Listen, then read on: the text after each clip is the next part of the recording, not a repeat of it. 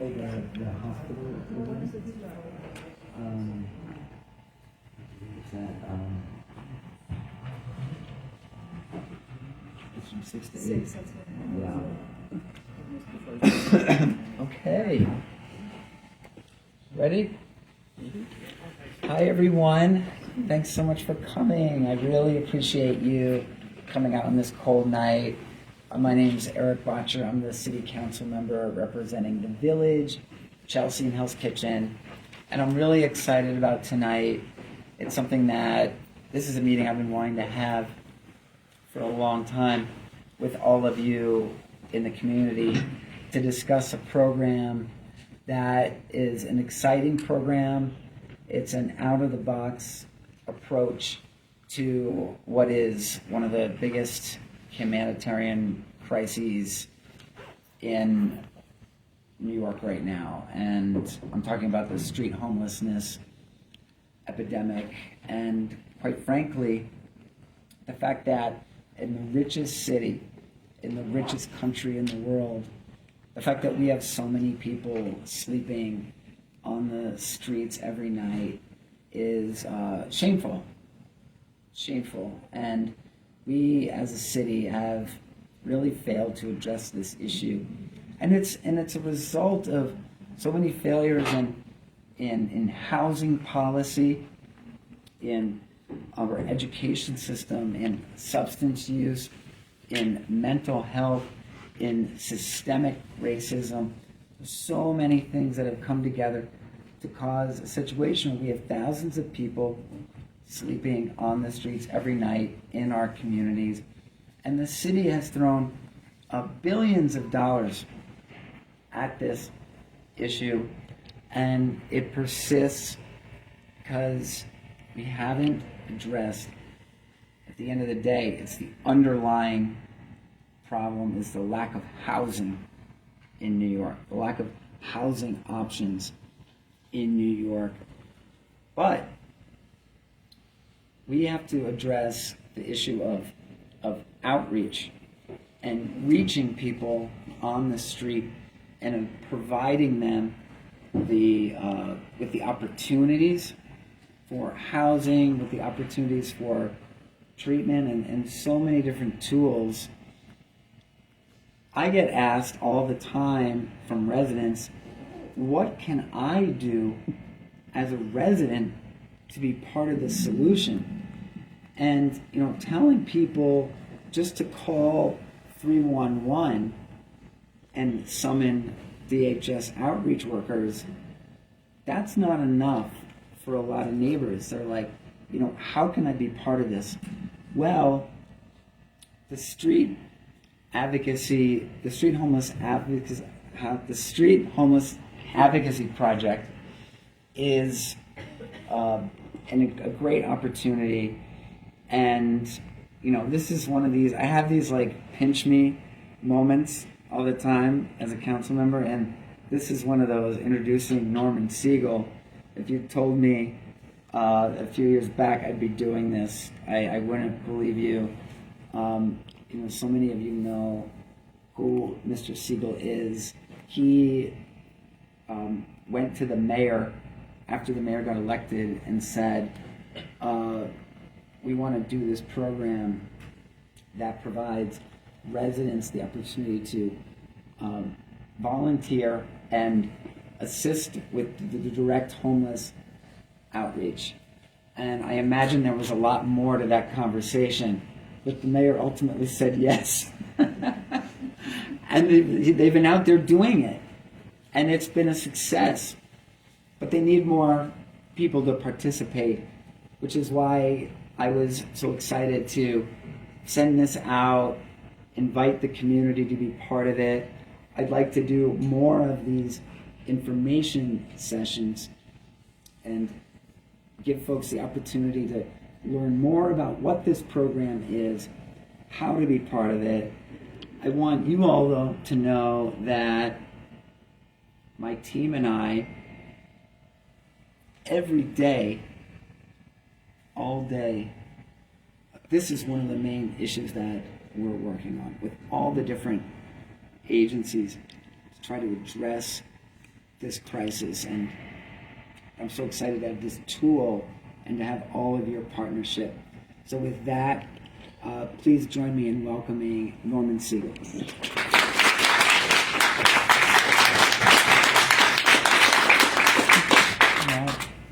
Let me thank all of you for coming for also a very cold night, and especially thank the City Council person, Eric, for doing this. My hope is that this is a success this evening. How do I measure success? I don't know. But if people walk out and feel okay about tonight, we got some information, and we get some people to actually volunteer. On the table in the back, I had the volunteer information form. If you fill it out, that's a success. We start with the premise that no one should have to live on the streets of New York. And with that premise, we have discovered, after 15 months of doing this under the Street Homeless Advocacy Project, SHAP, although I've been doing this on my own individually for years, that I would estimate that about 3/4 of the people out on the street, they agree with that premise. They don't want to be out on the streets. But because of their situations, very often traumatized for A to Z reasons, we can talk to that, and hopefully there'll be a question and comment period. Because the best part of these events that I've done is the questions and comments that come up. And I'm an ardent believer in free speech. So even if you get up and you say, Steve, you don't know what the fuck you're talking about, that's cool. Because then I have an opportunity to say, you're wrong. You have a First Amendment right to be wrong, and I'm going to demonstrate that in the next minute or two. I give the example sometimes of colleges, and don't get me going on colleges today about how the universities are so timid, they're so scared of their donors, they're scared of their students, they don't know what to do with the demonstrations. But very often when the colleges ban someone from speaking because they're controversial, I always think that's wrong. You're creating martyrs. And second, I have 5 grandkids, 4 of them are in college now, one's about to go. Any one of them, even 3 years ago, when they were in high school, could get up and take some of the controversial speakers on and show they don't know what they're talking about. So why be afraid of speech? We need more of it. And similarly, that analogy, we need more people caring about the social justice issues, specifically economic rights, and because of the homeless population over the last 4 decades. My first homeless case was in 1982 with a woman on the 3rd Street Women's Shelter, and I was the head of a group called Mobilization for Youth. It's no longer called Mobilization for Youth, it's Mobilization for Justice. And second, I'm no longer youth either. And so in the context of that, the idea of doing this came out of an example when in 1966, when I was a law student at NYU, I went south, and part of a program called the Law Student Civil Rights Research Council. And 70 of us from all over the country, we met in a place called Edwards, Mississippi. We were trained to be law students for the civil rights lawyers that were in the South. And that whole period, I went back in 67 and went full-time for the ACLU in its Southern office, 68 and 72. It really made a difference, at least in that part of the country, with regard to the issue of race. And it came about because people were working, registering people to vote, taking on some of the segregationists, and it made a change. And I kept thinking over the years that when I was representing homeless people, that if we had a similar kind of program up south, in places like New York and Washington, Boston, Philly, and even if they did it out in the West Coast, if we had people now focusing in on economic rights, But then we found out that even on the economic rights, it's disproportionately a racial issue as well. Most of the people out on the streets, there's 4,000 to 5,000 homeless people tonight in this very cold weather. They've been to the shelters and they've rejected it for good reasons. When you listen to them, they got beaten up in the shelters. They got sexually abused, not just women, but men as well. Their belongings were stolen, or someone before told me about someone, I don't think it's That's me. That's right, okay. Correlateris. And told me about a friend of his in the shelter where they threw all her belongings out. And why? And he said because they considered it clutter. Well, I told him, tell her to call me. We'll try to do something about that. They can't do that. But in the shelters, in the same case I had in 1982, it was about conditions in the shelter and also the staff and how they abuse people, how they stereotype the people. They're not interested in finding out the complexities of who that person is, what happened, why they wound up being homeless, and whether they still have any dreams. Do they want to get back on their feet? Do they want a job? Do they want to go back to their family? These are all human things. And to some extent, we can create an environment, in my opinion, of all kinds of New Yorkers. One of the reasons I love a jury rather than a judge is because that whole human element comes out. And you see sometimes the best in people in the juries. Sometimes you see judges, since he's recording it, some of the judges are very good, especially the ones I have to appear tomorrow or next week. But the idea that there's so many talented people in this city, if we had enough time and we went around this room, if it was a smaller group, I would do that.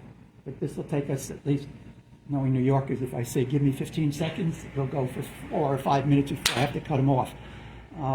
But you would find such talent here. You would find people who are interested in social justice and in the human element. And finally, to validate ourselves. I can tell you when I do homeless outreach on Thursday nights, from 7 to 9, and I'll get to that in a little while. All the cases that I'm involved in, some of them which I win and feel really euphoric about, when I go home, and if I got one person that night off the street, not into a congregate shelter, but into a hotel room, or to a safe haven, a stabilization bed, or refer them to a drug program or a mental health program, I'll talk about that because that's a serious issue out on the streets as well, or even get them into a job placement program. I don't need to take one of the two homes. I live on 72nd. I can fly home because I'm feeling so good, because it's real. I touched somebody. Sometimes in the court, you win a case, it's all abstract. It's hypothetical. And even if I got a piece of paper that said we won, the people in government don't enforce it. And we got to go back again and again. But if you take someone and put them on the van, and they're going somewhere where they can begin to put their life together, that's real. It's really good. So we started in August of 2022. We've done it now for 15 months. There's 3 or 4 SHAP volunteers that are here. And when we're going to open up for questions and answers, I want them to come up here with me, because part of our thing is not about me. It's about the team effort. The people that we have, and I've worked with a lot of different groups and different people. What's great about the volunteers in SHAP, not only do they care about social justice, but they're not ego-driven. They're not doing it in order to get in the New York Times or on Channel 4 or 2. And they're not doing it for money either. And that is important, because when we do outreach out on the streets, one of the first things people ask us, do you work for the city? And we say no. That gets us a few points, positive. The way it goes is the city has all their people dressed in orange. They have orange t-shirts, orange hats. Now Hoko got in on it, and she appropriated a whole bunch of money, and they now have purple clothes. So very often the homeless people say to us, Are you either the people or orange or the purple people? And we say no. That gets us another few points. And they say, which is opening the door, well, who are you and what are you doing this? And then we can explain to them, we're fellow New Yorkers. We care about you. We care about trying to see if you want some help, as opposed to saying to them, you want to go to a shelter. If they've been there, they hear that, they figure, you're not helpful to me. You don't understand the issue. And we chose Thursday nights, 7 to 9, because we wanted to get a lot of young people. And first we're going to do it on Friday nights, because personally, I and the other 4 originators, one of them who's here, Mark Greenberg, Friday nights, there's no court. You don't have to be in court the next morning on Saturday or anything else. But the college students said, no, that's party night. You can't have it on Friday night. So that's the origin of Thursday nights, 7 to 9, only 2 hours, because you got to be realistic. If you're asking people to volunteer, first you got to make sure that people understand that we're serious. Oh, we're very serious about this. Second, we know what we're doing. We know what we're doing. 5 originators, add our years of dealing on homeless issue, 162. So it was Bob Hayes who created the right to shelter and the Callahan decision. Mark Greenberg, who's over here, over 25 years, head of the Interfaith Assembly for Homelessness and Housing. Harriet McDonald from the Doe Fund. Deborah Berkman from New York Legal Assistance Group, whose whole project is about street homeless people. And myself. So in the context of that, we came together on that premise, and we came together also to try to test out the approach, so that if we're having the same team going to the same location at the same time every Thursday night, 7 to 9, we have a chance of getting some of the people to begin to know us, for us to know them, and get trust. The only way you can begin to get someone to voluntarily leave the street is if they begin to trust you. And sometimes it takes 2 or 3 interactions. Sometimes when we're talking to someone, I'm listening to them, I don't know what the heck they're saying. Because some of the people out there, even if they didn't have it when they hit the streets, after being there for a period of time, they have mental health issues. That doesn't mean they're a danger to themselves or others. I know a lot of lawyers that have mental health issues. Some elected officials who have mental health issues. Excluding, of course, the one who's here. But in the context of that, that's cool. What do we do with that? And how do we deal with that is a world of difference. The idea that we're not driven by numbers, so that we're out there in order to justify to our funders that we have numbers. And I was at Civil Liberties Week, very often even the foundations, that they would fund us. On the annual report for renewal, I had to give them numbers of what we did. But when you're dealing with this population, it can't be numbers. For example, we measure what's called an interaction. If I'm talking to you and you're homeless and you don't want to talk to me, we step back. If we spend 3 or 4 minutes, but I don't get to know even your name, because you won't give it to me in those 3 or 4 minutes, understandable. We're not counting that as an interaction. We generally tell people you need the person's name, and you have to know something about them for it to be an interaction, an engagement. Because if you're talking a minute or 2 with someone and they blow you off, that's not very valuable. So you don't have to be pressured in the way you're talking to someone to get the numbers that night. And again, I think that by doing it on a volunteer basis, when they find out we're not getting paid, and they begin to want to know more about us, and then we start talking to them, all I'm looking for is, even if I'm not following where his train of thought is, if I can find one little piece that I could pull on to continue the conversation, we begin to develop a relationship. And what we also found out, since most people who are out on the street, we read Ralph Ellison's book, The Invisible Man, that's what homeless people are. Most people walk by them. They don't even acknowledge them. Even if they're asking for money. You don't have to give them money. You just could say, good afternoon, and begin, a smile comes at someone. Because most people just walk by, they're invisible. Also, the other thing, when we talk about people money, I've been doing it for 15 months at the Staten Island Ferry on Manhattan side, so there's a lot of homeless people. Only once time in the 15 weeks did someone ask me for money. And he needed the money to get a hamburger from Wendy's. Even if I had the money or I wanted to give them, I would have told them not to go to Wendy's. But you get something more nutritional. But also people wonder, is it a safety factor? We've never had any incident where a homeless person has touched anyone or even came close to touching anyone. We had one instance where someone made some verbal threats, and then in analyzing what happened, it was that the two volunteers, relatively new, and it was almost 9 o'clock, and so I think they wanted to go home. And so they approached some guy. There were two white volunteers approaching a young black man who was sort of angry to begin with, and they said to him, do you want a place tonight to stay? It's totally the wrong approach, because there was no opportunity to begin to have that kind of interaction and dialogue. And if you got to go back a second time, I have a guy down there, we'll call him X.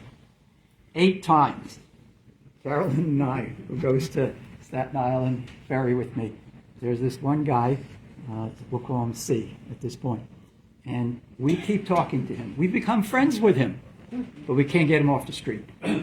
I don't even know the full story because he keeps telling us his sister is going to come and give him some stuff, or he's going to be staying with his brother somewhere. I don't believe it, but I'm not there to make judgments about the people, because if I start making judgments, the trust won't come about. So for our first year, we did 535 interactions. 198 of those interactions led to people voluntarily leaving the streets. Now, where we failed, probably a lot because of the city and Department of Homeless Services, when we twice asked them for 12 people on 2 different occasions to tell us, where are they now in your system? Both times, more than just the majority came back, the city didn't know where they were. So part of the frustration is that we're working in the way that I just described in a system that's a total mess. It's not coordinated. Sunday, one of our volunteers goes out in Brooklyn, in the Red Hook neighborhood. She sees these 2 guys on the street. She's got a little time. She starts talking to them. They're interested, she calls me, in voluntarily getting off the street. So she calls the Department of Homeless Services. It's a 24/7 operation, and she gives them their name. We have to give them their date of birth. They check in the computer, and she's told, they don't have any placements for these 2 guys. They want to go together. Makes sense. They're buddies. They don't want to be separated. Nowhere. I don't believe it. Can't be. Even though it's a holiday weekend, there's got to be people there. There's got to be placements in the city. So I call around noon. It rings. I watch my clock. 3 minutes, so I have a good affidavit to say that I didn't hang up immediately, the lawyer in me. And then they say on the computer, the voice, that if no one picks up, press star and we'll call you back. So I waited 30 minutes, did other stuff in my house, no call back. So what I did, I filed a complaint. And they're now looking into it to find out why no one was picking up the phone, why they didn't call back. And that's just an anecdote of the frustration, if you're going to be involved with us, of what this is about. But the key word in our street homeless advocacy project, what do you think the key word is? Advocacy. You got it. Advocacy.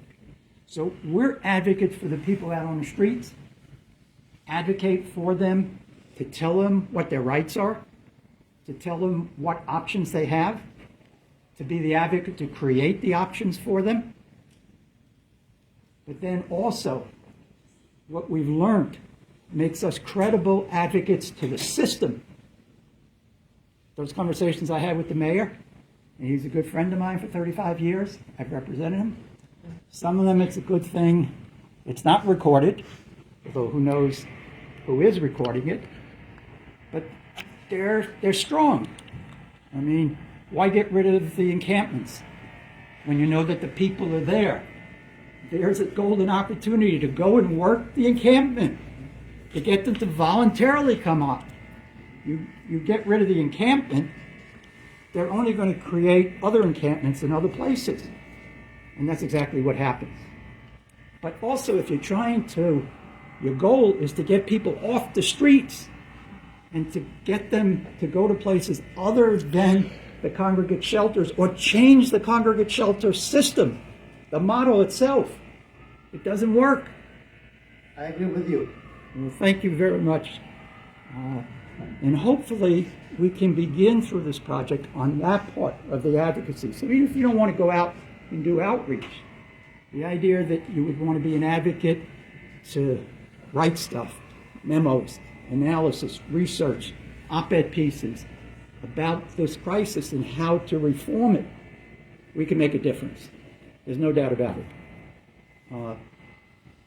As I said before, with Eric being a leader within the council, if we can get people from tonight who are willing to be trained in a more conducive setting for training, where we do role playing, we have in-depth do's and don'ts about what to do.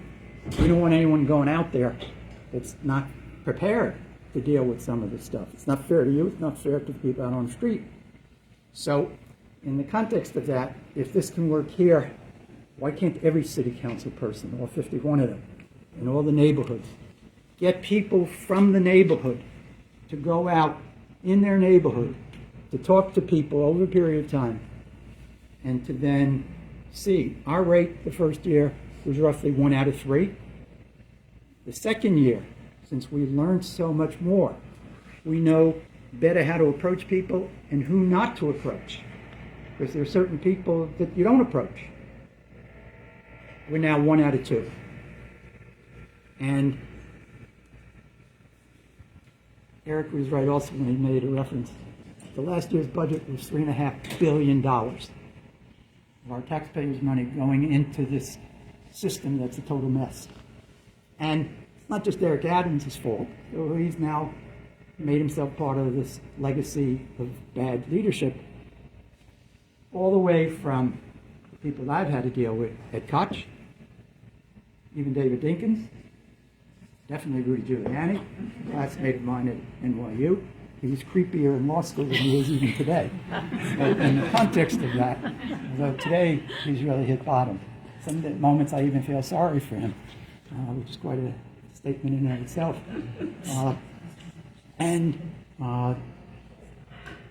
Bloomberg. Bloomberg used to have churches and synagogues having up to a dozen people in their basements. Bloomberg didn't like it. He really eliminated so much of those programs. We're trying to recreate it now. Mark has been doing a great job in trying to recreate it, but there's a real problem because we need to get sprinkler systems in those places now, which they didn't focus in back then. It's a valid reason, but the sprinkler system, how much does it cost, Mark? Sorry. How much does the sprinkler system cost? $60,000 $60,000 per one. per site. So And it's only 2 sites out of the 50 interested that have the sprinkler system. so there's 48 there. But there's other stuff. We put together as advocates with some volunteer law firm who wanted to be anonymous. So I can't say their name. We put together a document for the mayor and his key people, the use of eminent domain. Eminent domain is a program that the government, municipality, the state can use in a public crisis situation. We got a public crisis situation. In the beginning of the pandemic, there were a lot of hotels that were vacant. And even some of the owners, the lawyers that said they want to give them up. They don't want them anymore. So we put together a really good report. The mayor gave us the green light. We presented it back in December of 2022, saying that the state should then use eminent domain and purchase some of these vacant hotels. Then the state can transfer the ownership to the city, and the city can then decide to let it be run by the city, a profit, or a not-for-profit. You could take 2 or 3 of these hotels as a pilot. One of the problems in my neighborhood when they put people up on 76th Street in a hotel is that in the daytime, there was nothing for the people to do. So they hung out. I agree with you. Excuse me? I agree with you on that. 2 for 2, man. I'm doing good. Is that the You Bill got to Clare? stay the whole night. You can't go. Is that the Bill Clare? Excuse me? Is that the Bill Clare Hotel? It was on Yes, sir. 79th Street off Columbus. I forgot the name of it. Lucerne. The- 79th would be okay. Lucerne. Mark, what was the hotel on 79th Street called? Lucerne. 79th Street. Yeah, but it had a name, the It was hotel? Lucerne. Right, I can't. Okay, whatever it was. So the overwhelmingly men, black men in that neighborhood created a stir in and of itself. And then especially when they were doing nothing but drinking, whether it was beer or something more, that created a problem. And then 1, 2 of the guys masturbated or something allegedly.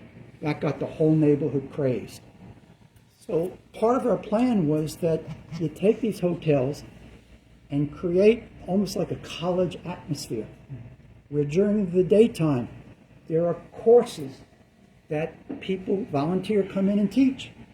Teach the history of civil rights, teach the history of homelessness, show documentaries, keep them involved during the daytime so that they begin to see that there's some light at the end of the tunnel.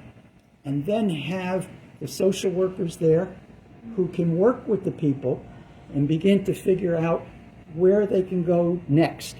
How do you get them moving along with the goal, as Eric rightfully said, of creating like an SRO unit or some permanent housing.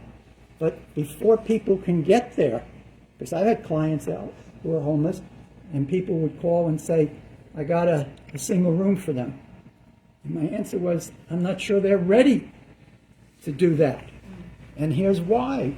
Because you have to understand that some of these folks out there, they just can't cope. Or if they have a situation, sometimes we get a guy on the van and something triggers of something that happened in the past and they want off. Or we're about to put them on the van and all of a sudden the idea of going somewhere that they've never been before. I have that situation sometimes when I go somewhere before. Even coming here tonight, I was a little nervous. Is this going to work? How's it going to happen? And then it got filled. I saw the people's faces. It's going to work.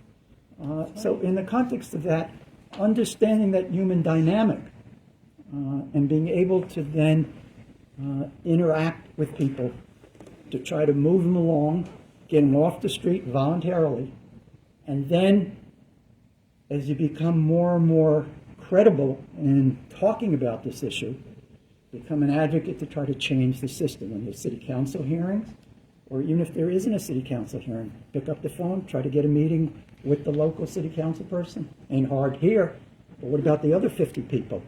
If we could do that, I think in 3 years, you could have half of the people off the streets. Problem then becomes, how do we get the city to then create more viable options for people? And here's where I'll end. The viable options, in my opinion, are not immediately housing for everyone, because not everyone's ready for the housing right now. You've got people out there different from the 50s and the Bowery, where there were basically just men, usually disproportionately white, alcoholics. They were called derelicts, bums, bad terms. They're people. Today, it's much more complex. You go to Washington Square Park, and you see the complexity there. You see in one part, we used to call it the pharmacy on the northwest part, because there's so much drug activity there. Back then, when I was in school, it was marijuana. Now it's much heavier stuff. But then throughout the park, there are homeless people as well. And on the side streets, there are homeless people. And in the context of that, the majority of the people that are out there are people of color, and disproportionately, they're like these two folks, dark-skinned, black. Even the Latinos, the white Latinos don't have as much of the problem as the dark-skinned Latinos. It's a color problem. And in the context of that, a lot of us in looking around the room, I'm a gringo, but I'm proud to be a gringo. That's who I am, okay? And in the context, when I'm dealing with people, I've got to somehow let them know that ain't what they think every white person is. Just as I have to make sure that when I'm looking at her or him, since there's more of him than her out there, but there's some of her too.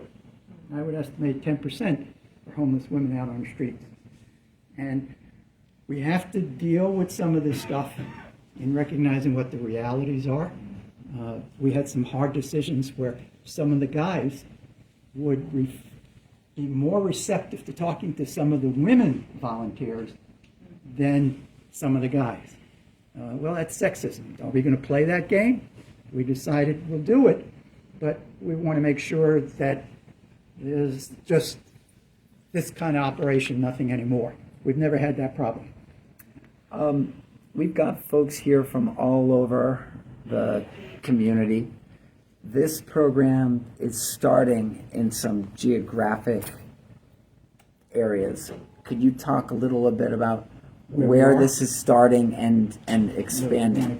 Yes. Because I imagine a lot of folks, they want to work where they volunteer where they live. That's why on the form, if you want to put out, we ask what neighborhood you're from.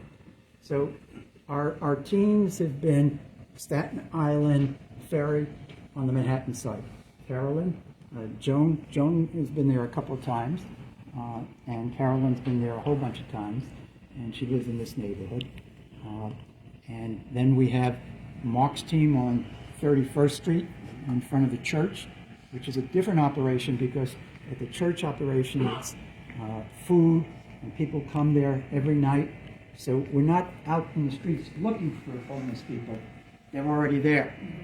One of the thoughts we had at Washington Square Park, if we could set up a kiosk in Washington Square Park with coffee and donuts on certain hours during the week, so that people would be, it would be a magnet to attract people. Some of the people would come out, 3 for 3, keep going. So there would be more people coming in a natural way. Then we've had a team, you want to have a question? Attorney Seagull, I'm thinking about Jordan Neely, the Michael Jackson impersonator, Yep. whose life ended tragically.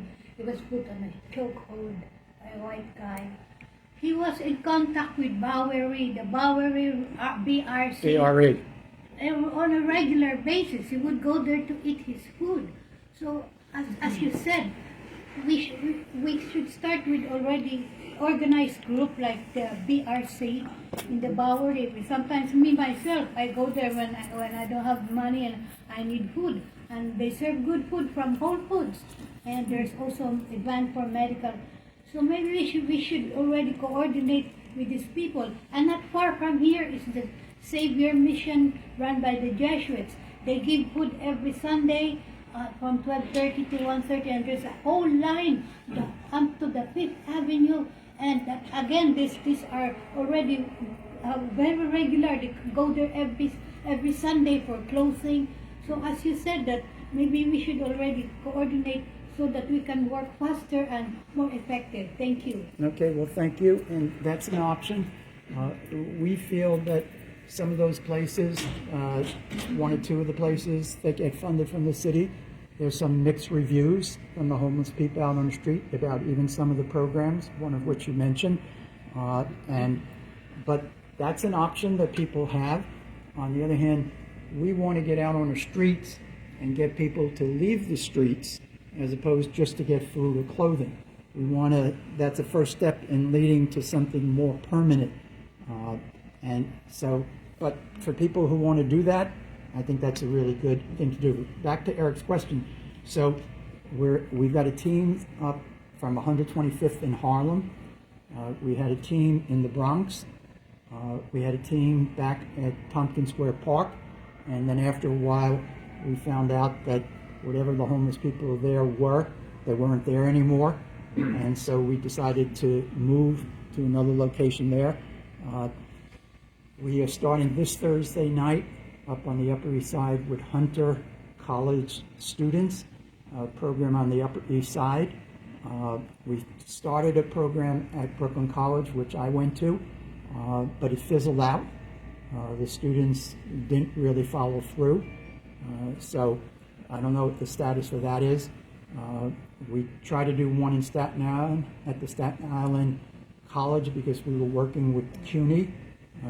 The chancellor at CUNY, a really good guy, said that in the next year he'll let us have access to 5 of the CUNY systems, and if it works, we'll have access to the entire CUNY system. But to me, that's only just one segment, college students. What about other people? People who are working? What about semi-retired people, retired people? Let's get the whole diaspora out there. So we're now in 4 or 5 areas. We'd love to be able in a couple of years to be in 24 areas. And tonight is an experiment where if we can get people to fill out the forms and are interested, we'll set up a time and a place to do a formal training. And then we'll figure out within Eric's district, which now I've been told goes all the way to 59th Street. So we could hit not only Penn Station, we could hit the bus authority on 42nd and see whether there's anything in the 50s in that area. So we basically always want at least half a dozen people to be part of a team. Why? Because each Thursday night, we don't expect every person to be able, because of their life, to be out there every Thursday night. So you need at least 2 or 3 people with a team leader to be able to do it. So if 1 or 2 people can't make it, the team can still go on. So if we had 6 people, we have 1 team. If we had 12, we're going to have 2 teams, and you do the math for the rest of it. So now I'd like Mark and Carolyn and Joan to come up here, so on the questions and comments that come, they can add also, and you can see some of the people who are doing what I just told you. So I hope you're interested, and I hope you'll sign up. I hope you'll join us.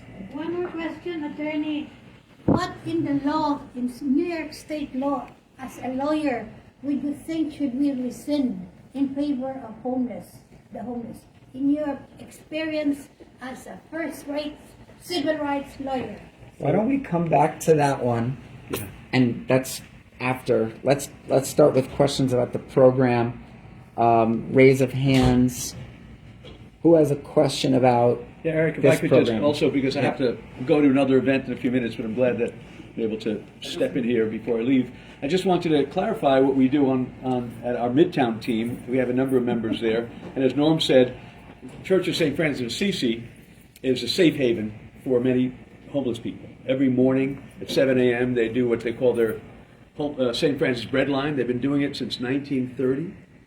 1930. Wow. For 93 years. They missed 3 days because of Hurricane Sandy. So homeless people stay there, and it's a safe place for them to come. So we go at night. We set up a table. We're now serving some hot beverages, and we have a table for clothes.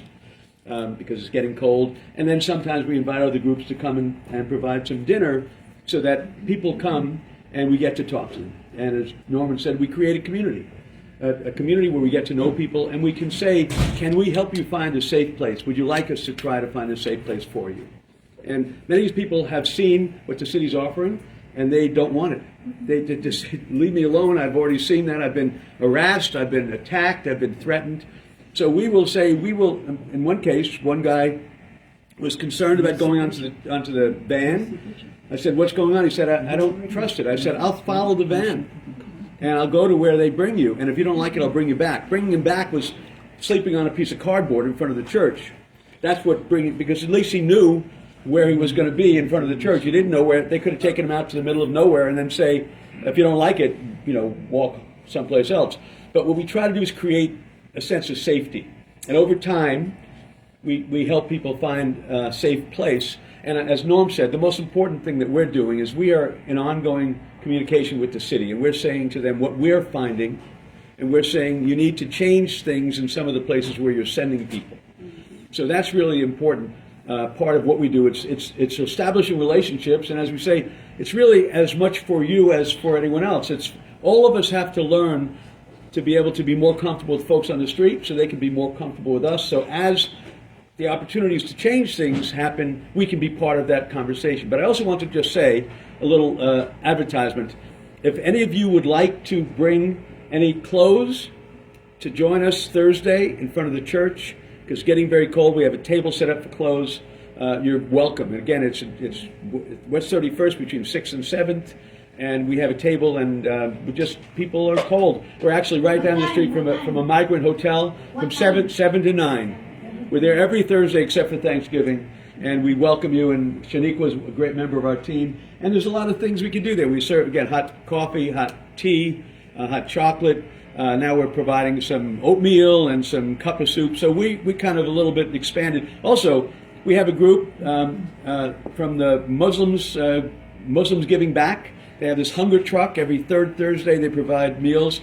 We have a Hindu group that wants to be providing meals once a month. We're trying to work that out. So we try to create a place where everybody feels welcome. And it really is a very wonderful experience. And I welcome all of you and thank you. And I just want to say it's such a pleasure to work with this man. It is. It really is. Because he's been doing such great work for so many years. And to see him so involved in homelessness is really just it's so moving to me. So thank you, Norman. Thank you. So I've also got to go to an event at the center next door, but so I'm going to leave it in Mr. Siegel's capable hand, and also my staff. We have our whole amazing team here: Lori Harjo-Warogo, Hannah Moses, Carl Wilson, Nicole Barr, Max Giuliani, and so please ask questions about really what the next steps are with how to get involved.